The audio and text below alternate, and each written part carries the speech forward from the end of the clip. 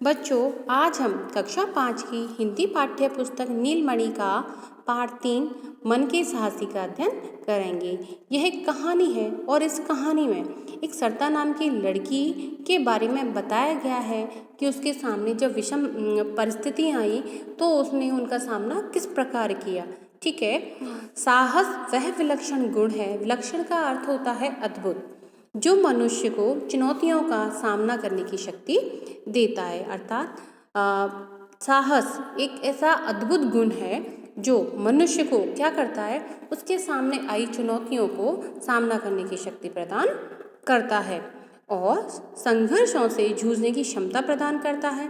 क्षमता यानी कि सामर्थ्य, कि किस प्रकार हमारे अंदर, मनुष्य के अंदर कितनी क्षमता है कि वह उसके उन संघर्षों से जूझ सके। वीरोचित भावनाओं को उभार कर आत्मरक्षा और दूसरों की रक्षा करने को तत्पर करता है तथा इन सब के परे व्यक्ति को मानसिक रूप से इस प्रकार सक्षम करता है ताकि वह मन की शक्ति को संजोकर स्वयं को आत्मिक रूप से सबल कर सके। वस्तुतः साहस वह उदात्त भावना है। उदात्त का अर्थ होता है श्रेष्ठ या उदार, जो क्या करता है, मनुष्य को उस ऊंचाई तक पहुंचाती है। क्या पहुंचाती है? साहस मनुष्य को उस ऊंचाई तक पहुंचाती है जहाँ बाह्य शक्तियों की अपेक्षा आंतरिक शक्तियों का अधिक महत्व है। यानी कि जो साहस है वो क्या करता है, जो मनुष्य की आंतरिक शक्तियाँ हैं उनको अधिक प्रेरित करती है। इस मन के साहस से मानसिक शक्ति इतनी परिपुष्ट हो जाती है कि मनुष्य विपरीत परिस्थितियों में भी लगातार संघर्ष करने की चुनौती महसूस करता है और हताश हुए बिना हार को जीत में बदलने की शक्ति की बदलने की जो क्षमता है उसको अर्जित करता है। अर्जित का मतलब होता है इकट्ठा करता है। यह कहानी भी एक ऐसी ही लड़की की कहानी है जिसने जीवन की घोर विषम परिस्थितियों में अपना साहस नहीं खोया और अपनी जुझारू प्रवृत्ति के कारण वह साहस की एक जीती जागती मिसाल बन गई। यह एक लड़की सरिता की सच्ची कहानी है। जो हम कहानी पढ़ेंगे वह एक रियल कहानी है, हकीकत में हुई थी और उसी कहानी को आपकी पुस्तक में दिया गया है, जो बचपन में एक भयंकर हादसे का शिकार हो गई थी।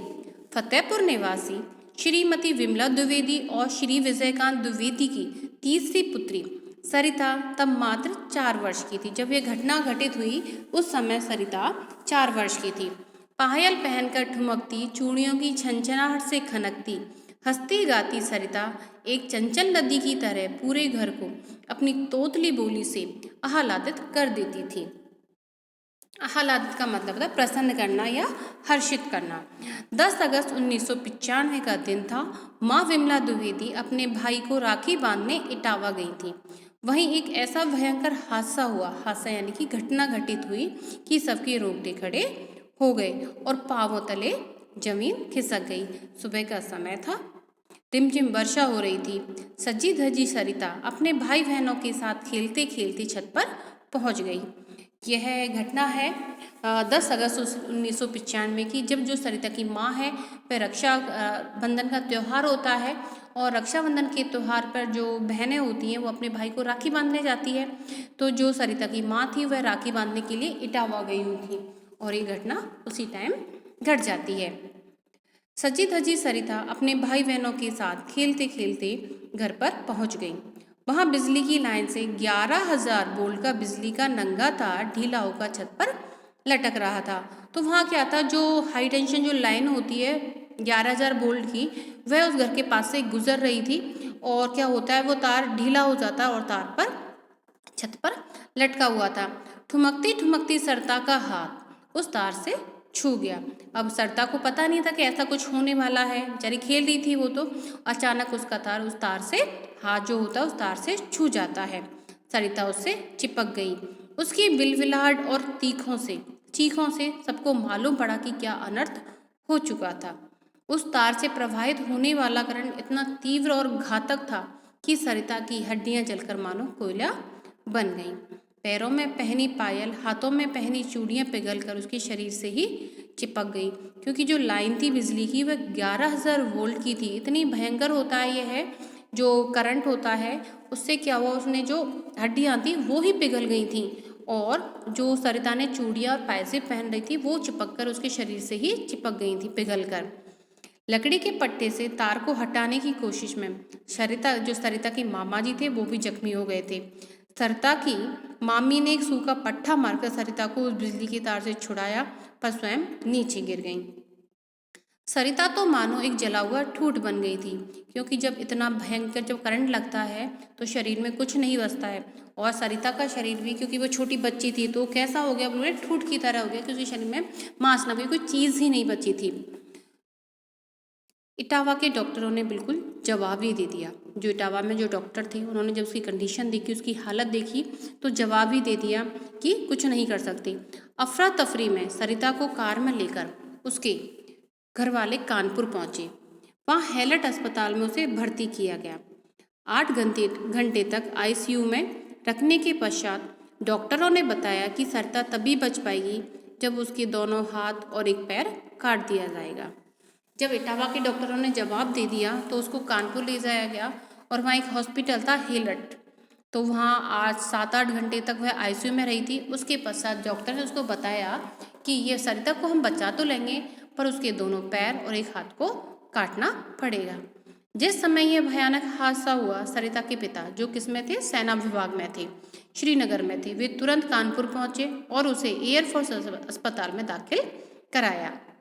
सरिता के जो पापा थे वो एयरफोर्स में काम करते थे, ठीक है, सॉरी सेना विभाग में थे और श्रीनगर में वो पोस्टेड थे। तो वहाँ से जब उनको सूचना मिली कि सरिता के साथ ऐसी घटना घटित हो गई, वो सीधे कानपुर आ जाते हैं और उसको एयरफोर्स अस्पताल में दाखिल करा देते हैं। डॉक्टरों की राय के अनुसार सरिता के दोनों हाथ और एक पैर काट दिए गए। एक चहकती फुदकती चिड़िया के पाँव व पंख कतर दिए गए। जैसे कि जो चिड़िया होती है जो फुदकती रहती है और उसके एक पैर और कट जाए तो उसको उसका फुदकना पॉसिबल नहीं है, उसका वो कुछ नहीं करती, उसी प्रकार ऐसा लगा जैसे कि एक चिड़िया के पाँव और पंख कतर दिए गए हों और सारा परिवार शोक और मातम में डूब गया, क्योंकि हाथ और पैरों के बिना तो एक मनुष्य का जीवन व्यर्थ है। जिस समय उस समय सरिता की हालत ऐसी थी कि डॉक्टर भी किंग कर्तव्य मूड हो गए थे। कि किंग कर्तव्य मूड का मतलब उनके पास कोई रिप्लाई नहीं था कि वो क्या करे, स्थिति कुछ अजीब सी हो गई थी।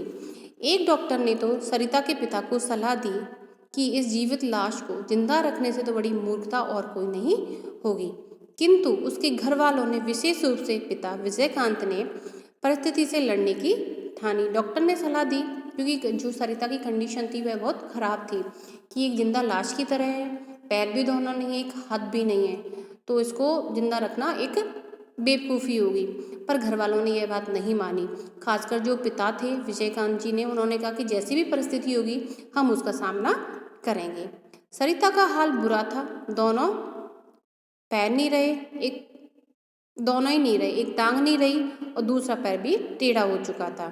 सिर के सारे बाल व त्वचा झुलस चुकी थी, स्मरण शक्ति खत्म हो गई थी।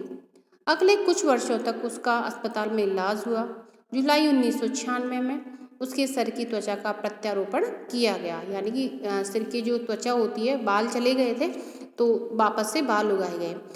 उसके स्वयं अपने शरीर की त्वचा द्वारा प्रत्यारोपण किए जाने की संभावना नहीं थी, अतः किसी और की चमड़ी द्वारा प्रत्यारोपण हुआ। उसके बाद जो पैर पीछे मुड़ गया था उसे शल्य चिकित्सा द्वारा एक शर्ट डालकर सीधा करने का प्रयास किया गया। पूना के सैनिक अस्पताल में उसे कृत्रिम पैर लगाया गया। कृत्रिम का मतलब होता है बनावटी, यानी कि हम कहते हैं नकली, तो वो पैर उसको लगाया गया। कृत्रिम पाँव लगा तो सरिता के जीवन में आए ठहराव को कुछ गति मिली। उसने घूमना फिरना शुरू किया और खेलना शुरू किया। अब सरिता उस पुरानी चंचल सरिता के स्थान पर फिर से जीना सीखने की कोशिश करते हुए एक नई सरिता बन गई थी। ठीक है, अब कृत्रिम पैर लग गया था तो उसने कोशिश करा, थोड़ा चलने लगी, खेलने लगी, तो उसको लगा कि उसके जीवन में थोड़ी खुशियाँ आने लगी हैं। अस्पताल में माँ और डॉक्टरों के सहयोग से सरिता ने बचे हुए पैर की सहायता से कलम पकड़ना शुरू किया। अब सरिता ने कलम को, यानी कि जो पेन होता है, उसको किससे पकड़ना शुरू किया? पैर से पकड़ना शुरू किया। पहले कलम पकड़ी और फिर ब्रश पकड़कर रंगों से खेलना शुरू किया।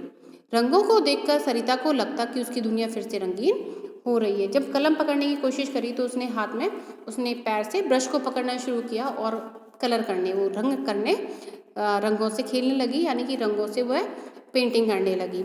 और रंगों को देखकर सरिता को ऐसा लगने लगा कि उसकी दुनिया भी रंगीन होती जा रही है।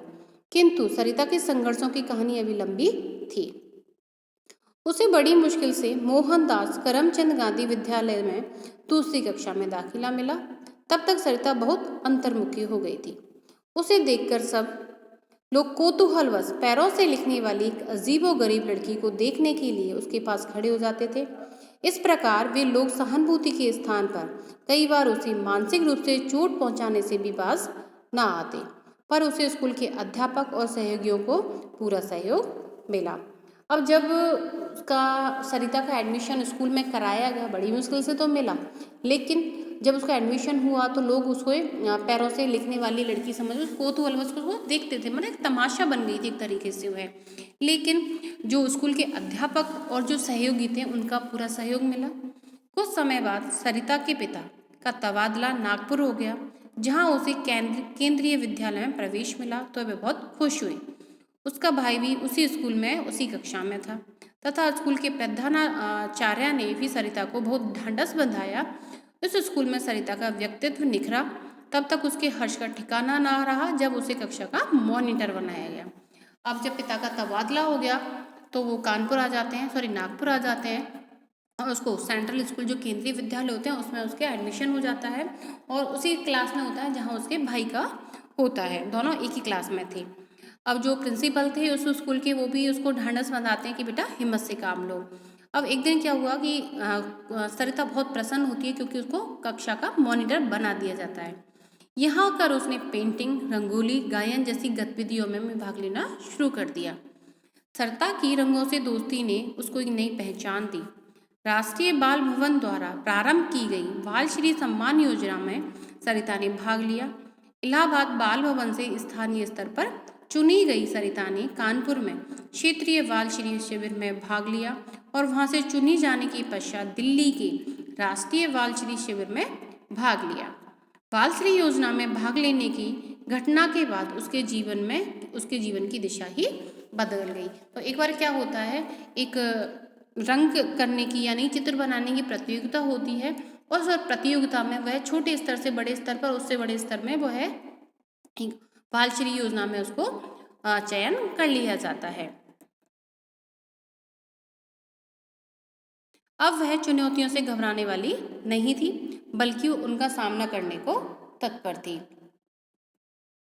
सरिता का कहना है, मुखर होकर चुनौतियों का सामना करना मैंने बाल श्री सम्मान योजना में सहभागी होकर सीखा। सरिता ने कहा कि उसके चुनौतियों से का सामना करके वो घबराती नहीं है, बल्कि उनका सामना करती है। और ये कहाँ से सीखा है उसने? बाल श्री सम्मान योजना में भाग लेकर। उसी के शब्दों में, बाल श्री सम्मान के राष्ट्रीय शिविर के समय मुझे 2 ऐसे काम करने पड़े जो मैंने पहले कभी नहीं किए थे, जिनमें से एक था मिट्टी का काम तथा दूसरा था वॉल पेंटिंग। मिट्टी का काम करने में सरिता को बहुत परेशानी हुई।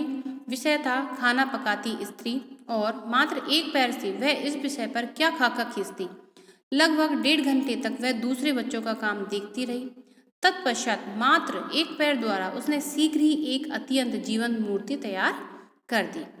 इस प्रकार की चुनौती थी वॉल पेंटिंग करना। सरिता ने अपनी परिस्थिति का ब्यौरा देकर किसी पक्षपात की मांग नहीं की, बल्कि मुंह में ब्रश पकड़कर सतरंगी रंग बिखेर दिया। जब ये बाल श्री सम्मान योजना में उसने भाग लिया था तो वहाँ उसके सामने 2 चुनौतियाँ थी। एक था कि एक मूर्ति बनानी थी उसे मिट्टी की, और एक था उसको वॉल पेंटिंग करना, लेकिन दोनों को उसने बखूबी निभाया। जब सरिता को बाल श्री सम्मान मिला तो उसको खुशी का ठिकाना ही ना रहा। भारत के तत्कालीन राष्ट्रपति डॉक्टर एपीजे अब्दुल कलाम द्वारा मिला।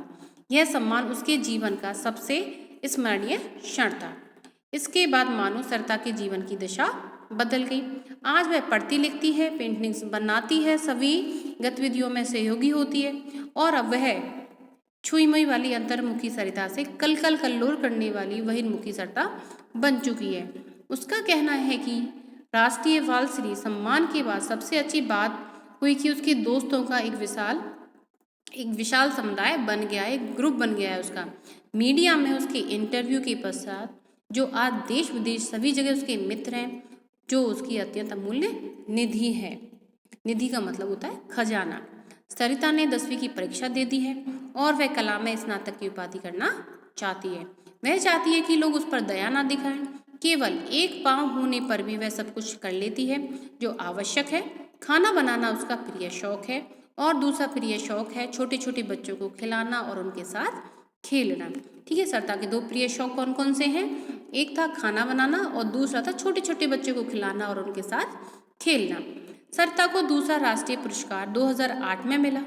इस पुरस्कार को दिए जाते समय एक महिला द्वारा यह कटाक्ष कि जब माता पिता नहीं रहेंगे तब कैसे कटेगी जिंदगी, ने सरिता को अत्यंत आहत किया। परंतु सरिता आत्मविश्वास से भरपूर है। वह कहती है कि जब उसका जीवन ही चुनौती है तो वह आने वाली हर चुनौती का सामना सक्षम होकर करेगी।